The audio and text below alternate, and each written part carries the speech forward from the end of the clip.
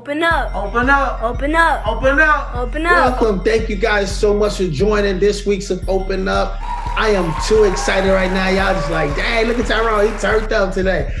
So I got a wonderful, wonderful friend of mine. Y'all, he gonna embrace us with his presence. Man, I'm telling y'all are gonna love him, enjoy him, you know, as he tell us a little bit about himself and his background. You guys will be able to see how, as I always mention to y'all, it's so many stars out there that's shining bright right now, and they are really impacting this world in a beautiful way. And so with this week's of Opening Up, let's get right into it, you know. So today I will introduce y'all to my homie, Stephen McCoy. What's up, boy? Hey, what's going on? Good to see you again. Man, thanks so much for joining us today. This is just amazing. I thank you so much for, you know, just embracing us with your presence. I really, really appreciate it.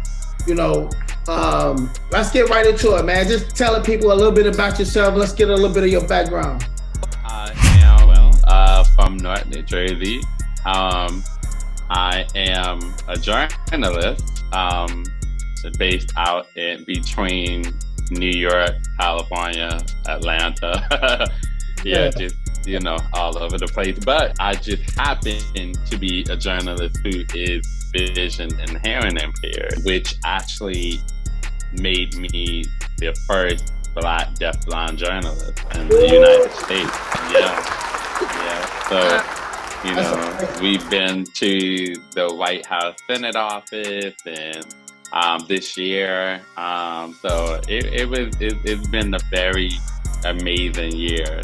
2022 is definitely a year I would never forget, for sure.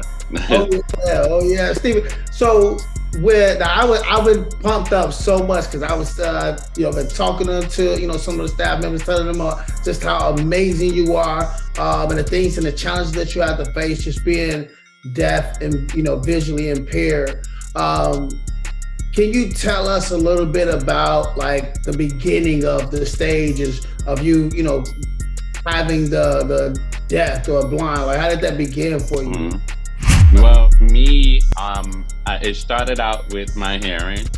I actually, I started wearing hearing aids about 5, 6 years old, between the ages 4 to 6, and that's where it started. So, you know, I wore hearing aids. It wasn't an easy process just being at that time, of course, there wasn't much awareness. So, you know, as a child, your peers are looking in your ears, and even teachers was very ignorant to the fact. I mean, they knew what hearing aids was, but, you know, I got bullied a lot for that. Yeah. And teachers even bullied me as well. Not all teachers, but yeah, enough. One is always even enough.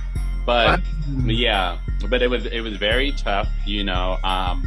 But as the years progressed, even just until really my college years, later in my college years, that's when I think, when I look back, that's when I think the vision issue started to occur, but I didn't really know what was going on. I would always kind of blame everything on my hearing. So it'll be something, I felt something, and I'm thinking, you know, I would just blame everything on I'm clumsy, or I knew that there was a level of anxiety because I wasn't hearing. I felt like because the anxiety from not hearing was making me do like clumsy things, you know, and it was just like, I felt like my mental, it was just all mental, not realizing, no, you actually can't see either.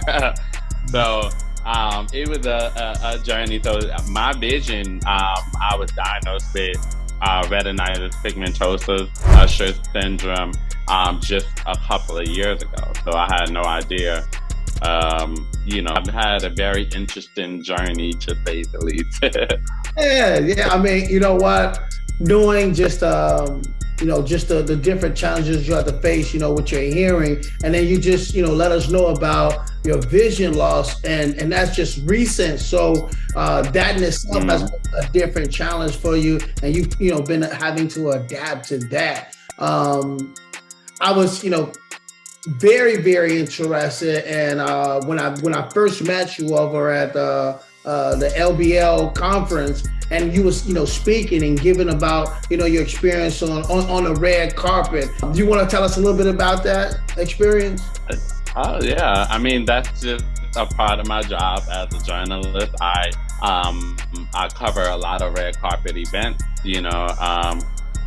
Interviewing, a lot of public figures, and I attend movie premieres, all of those different things, and it's really pretty cool. But it's always been a fight. Many people don't know this about you, but you were writing for Disney as an intern for a while there before you even started, getting paid for what you do. And you want to tell us a little bit about that?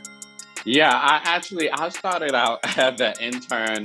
I was an intern for 5 years for various companies.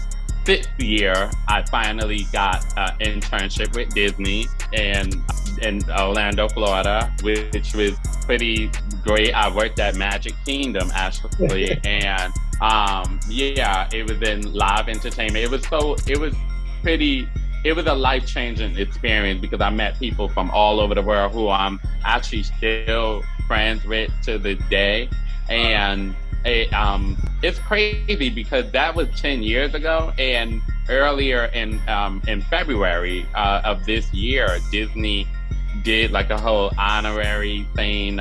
So it was pretty dope. And from there, I started working for Disney Theatrical for Aladdin on Broadway, and then I also got inducted into the Disney Alumni Association. So that's an elite group of people who made history in the Disney company. So it's great to be among a great company. So what was the feeling for you to be the first deaf blind journalist? Like when you first got the email or the phone call or any contact to you, how did that make you feel? I'm super bold. I'm different from everybody else in the room, Exactly. For you yourself as a powerful Black man to be able to say, I know I'm deaf, I know I have vision issues, but it doesn't define who I am. I'm a star. And you're going to shine on anybody that comes into your presence. I mean, just being able to be around you and have met you, you have, truly just for me, been an inspiration for me. So I really, really enjoy having you and just being able to talk with you and you being able to give your experience to everybody. If you have any advice that you want to give to somebody that, may have had your experience, may be afraid of their own disabilities or even their own struggle in being an independent entrepreneur, what would you tell them? I would tell them to hang in there, and to be reminded that you came into this life alone. A lot of time people aren't going to understand you. And that is okay.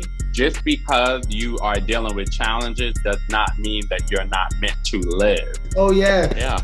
Steve, I thank you so much. You know what? Helping us to bring awareness to deaf, to blind, individuals and others around the world, for people to be able to see, to be able to be here on this Open Up show and embracing us with your presence and telling us about it, helping everybody to see the things that you are doing, trying to open up the door. I mean, guys, we're talking about the first deaf blind Black journalist here in the United States, right here on our Open Up show, being able to help everybody to see that you can do what you want to accomplish. If you are motivated, determined, yes, there will be some bumps in the road. It is going to be hard, but ain't nothing in this world easy, So, Stephen, thank you so much for blessing us and being here. I really, really appreciate it.